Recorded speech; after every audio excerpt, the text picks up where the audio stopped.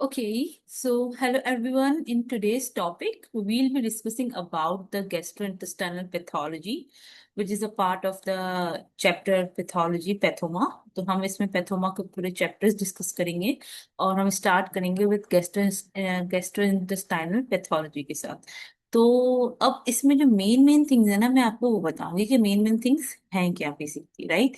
So early अगर हम discuss करें तो ओरल कैविटी में हमारे पास बहुत सी डिजीजेस आती हैं, राइट। क्लेफ्ट लिफ्ट आ गया, क्लेफ्ट पैलेट आ गया, एक्सेस अल्सर्स आ गए, पैसेज सिंड्रोम्स आ गए, ओरल हर्पीज आ गई, राइट। सो बेसिकली अगर हम डिस्कस करें तो cleft lip and cleft palate होता क्या है।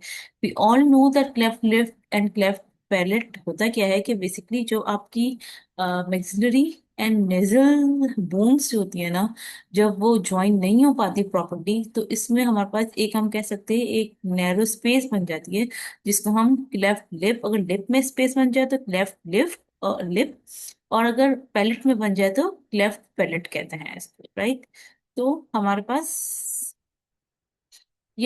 Cleft lip and cleft palate होता है, राइट। आइसोलेटेड भी हो सकता है, टुगेदर भी हो सकता है, so it totally depends, right. Okay, moving forward, अगर हम आगे डिस्कस करें तो squamous cell carcinoma. Squamous cell carcinoma एक मैलिग्नेंट न्यूप्लाजिया है स्क्वेमस सेल लाइनिंग का, उडल म्यूकोजा का, और टोबैको, अल्कोहल, इन सब चीजों से बहुत ही ज्यादा स्पेसिफिकली जो होता है ना हमारे पास, they are very high risk of developing the squamous cell carcinoma. So जो टोबैको लेते हैं, अल्कोहल लेते हैं, तो वो बहुत ही हाई रिस्क होते हैं स्क्वेमस सेल कार्सिनोमा डेवलप करने पे। Most common location floor of the mouth होती है जहाँ ये स्क्वेमस सेल कार्सिनोमा होता है हमारे पास। इसके अलावा हमारे पास ओरल ल्यूकोप्लाकिया, रैथोप्लाकिया जो होते हैं ना, ड्यूकोप्लाकिया, रैथोप्लाकिया जो होते हैं ना, वो व्हाइटिश, डिकोप्लेकिया एक व्हाइटिश कलर का लीजन होता है, राइथोप्लेकिया हमारे पास येलो कलर का लीजन होता है, जो कि हमारे पास ऐसे प्रिकर्सर लीजन होते हैं जो कि हमारे पास कॉज कर सकते हैं squamous cell carcinoma in future, right. Okay, इसके अलावा ल्यूकोप्लेकिया एक ऐसा व्हाइट प्लाक होता है जो हमारे पास स्क्रैप्ड अवे नहीं हो सकता। बेसिकली ऑफन हमारे पास स्क्वेमस सेल डिस्प्लेसिया होता है, राइट।